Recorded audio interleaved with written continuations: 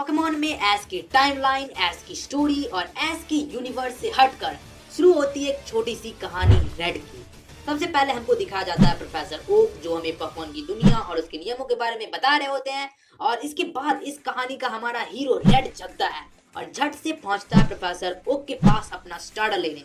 और लैब में पहुंचने पर उसको प्रोफेसर ओक का पोता ग्रीन भी दिखता है। हमारा रेड चारमेंडर को चुनता है और ग्रीन स्क्वाडल को। फिर प्रोफेसर ओक बताते हैं कि उनका सपना है कि वो एक पॉकेडेक्स को कंप्लीट होते हुए देखे।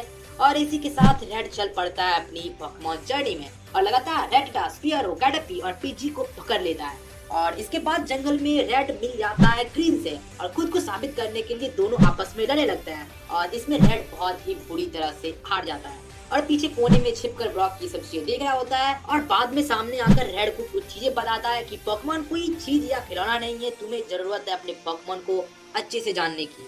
रेड इस बारे में काफी कुछ सोचता है और जब वो प्यूडर सिटी पहुंचता है तो झट से प्यूडर जीत के ब्रॉक को चैलेंज कर देता है। और उस वक्त उसको ये बात समझ आ जाती है कि जीत हार से ज्यादा मायने पोकेमॉन और उसकी ट्रेनर के बीच का बॉन्ड रखता है। इसी के साथ रेड का चारमेंडर ब्रॉक के ऑनिक्स को हराता है और जीत लेता है अपना फर्स्ट बैच, बोल्डर बैच। इसके बाद रेड मैजिकाप खरीदता है, सुपर टीम से बैटल करता है, टीम रॉकेट से लड़ता है, मिस्टी को हरा के अपना सेकंड बैच हासिल करता है। और इसी दौरान रेड का चारमेंडर 4 मिलियन में भी इवॉल्व हो जाता है। देन वो फिशिंग करता है, कैप्टन से एचएम लेता है, सर्च के राइचू को हरा के थर्ड बैच हासिल करता है, फैन क्लब का मेंबर बनता है, साइकिल खरीदता है।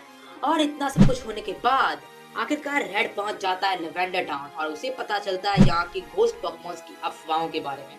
पोकेमॉन टावर में जाने से पहले रेड जाता है पोकेमॉन हाउस में और उसे पता चलता है कि Q1 पोकेमॉन यहाँ पर बहुत ही उदास बैठा है क्योंकि उसकी माँ को टीम रॉकेट ने मार दिया था। और साथ ही ये भी पता चलता है कि पोकेमॉन हाउस के फाउंडर मिस्टर फूजी को टीम रॉकेट ने पकड़ के पोकेमॉन टावर में ही रखा है। तो अब कोई सवाल ही नहीं बनता है कि रेड पोकेमॉन टावर में ना जाए। वो झट से पोकेमॉन टावर में जाता है और पट से घोस्ट पोकेमॉन की मिस्टी को समझ लेता है। इधर ग्रीन टीम रॉकेट को देख लेता है और उधर रेड Q1 की डेड मदर की सोल को देखता है। एग्जैक्ट टाइम में खुद एंट्री हो जाती है Q1 की और एक छोटा सा हमें इमोशनल सीन देखने को मिलता है और Q1 की माँ की सोल फिर चली जाती है। इसके बाद मिस्टर फूजी को भी रेड बचा लेता है और जब रेड लेवेंडर टाउन से जा रहा होता है तो मिस्टर फूजी रेड को एक स्पेशल ज्वेल और पॉकेट फ्लूट देते हैं। तो अब आखिरकार रेड चल पड़ता है आगे की सफर की तरफ और इसी बीच रेड एरिका को हरा के हासिल कर लेता है रेनबो बैज। एक बार फिर टीम रॉकेट से रेड पंगा लेता है और बाद में जियोवानी तक भी पहुंच जाता है।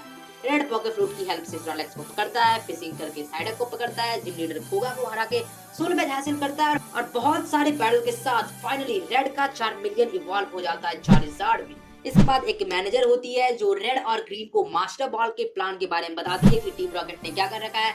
तो रेड इसमें बहुत ही दिलचस्पी लेता है और सैफरॉन सिटी के इस बड़े बिल्डिंग में घुस के सभी प्रोफेसर और पोकेमॉन्स को आजाद कर देता है। और इसी दौरान एक प्रोफेसर रेड को लैपटस भी दे देता है। फाइनली इस बार रेड और जियोवानी आमने सामने होते हैं, लेकिन जब पोकेमॉन बैटल होती है तो जियोवानी रेड को हरा देता है और रेड को पता चल जाता है कि मास्टर बॉल कहीं न कहीं कामयाब हो चुकी है। रेड जिम लीडर सबरीना को हराता है और पा लेता है मार्स बैच। फिर रेड कराटे मास्टर को भी हराता है और जब वो नेक्स्ट जिम बैटल के लिए सिनेमार आइलैंड पहुंचता है तो रेड को मिलता है सिर्फ एक किताब जिसमें एक सीक्रेट पोकेमॉन रिसर्च की बात लिखी होती है।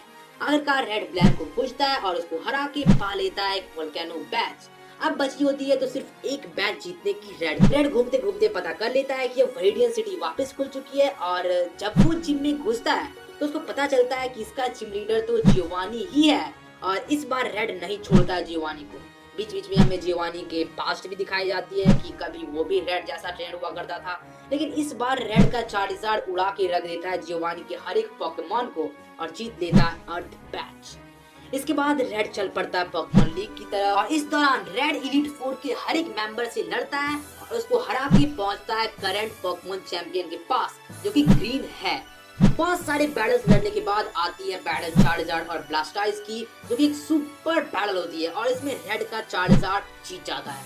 यानी रेड बन चुका होता है पोकेमॉन चैंपियन और जगह पा लेता है हॉल ऑफ फेम में। तो अब रेड के पास जो काम बचा होता है वो होता है पॉकेडेक्स को कंप्लीट करना। तो एस कांटो के हर एक इलाके में जाकर हर एक पोकेमॉन को पकड़ता है और फाइनली टोटल 149 पोकेमॉन को पकड़ लेता है। तभी रेड को पता चलता है कि एक और पोकेमॉन है जिसकी इंफॉर्मेशन खुद पॉकेडेक्स के पास भी नहीं है। तो रेड चल पड़ता है सेरुलियन केव की तरफ जिधर वो मिस्टीरियस पोकेमॉन है और जब रेड केव के अंदर घुसता है तो उधर रेड एनकाउंटर करता है म्यूटू पोकेमॉन को और मिस्टर फूजी के उस दिए हुए ज्वेल यानी मेगा एवोल्यूशन को यूज करके आखिरकार बहुत सारे पापड़ बेलने के बाद, आखिरकार बहुत सारी मेहनत करने के बाद आखिरकार रेड का मेगा चार्जर एक्स म्यूटू को कमजोर करता है और रेड पकड़ लेता है अपना 150वां पोकेमॉन म्यूटू। और इसके बाद भी रेड को पता चलता है कि एक और पोकेमॉन बचा हुआ है म्यू, जिसके डीएनए से ही म्यूटू बना था। तो रेड चल पड़ता है अपनी अगली जर्नी म्यू को पकड़ने। और इसी के साथ खत्म होती है कहानी पोकेमॉन ओरिजिन्स की,